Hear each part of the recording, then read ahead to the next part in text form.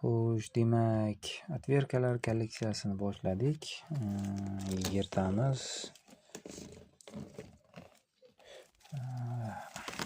Demak, atverkalar kolleksiyasi qanchalik o'z narxiga, puliga arziydi hozir ko'rib chiqamiz. Moganda bir dunyo atverka bor bu yerda. Demak, birinchi qaraymiz, shestigranniklar sochilib ketibdi.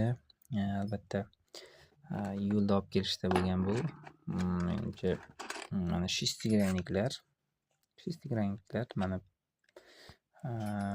har xilidan bor. Mana 4lik, 1,5likdan to 10likgacha eng kattasi. Barcha shestigranniklar bor. Demak, mana bu manometr ruchka manometr degan. Bu bilmadim nimaga kerak. Demak, mana bu atverkani turli xil mana bularga o'rnatib ishlatadigan nasatkalar atverkani. Mana bu nozik atverka, bu kichik detallarni yechishiladi. Mana bu ham xuddi shunday atverkani nasatkalari. Bular har xil 6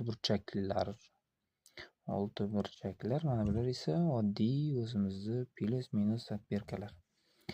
Demak, mana bu atverka o'rnatiladi. Yaxshi bu. Mana bular esa mayda atverkalar. Mana bunga teriladi, sochilib ketdi. Mana uchlari bilan. Demak, juda ham maydasi uchun shestigrannik ham mana bu yoqqa kirib qoldi. Chiqisi yo'q.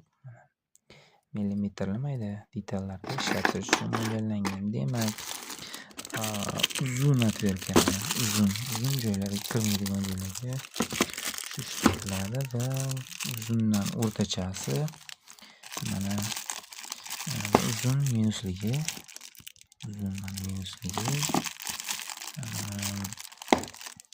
yomon emas.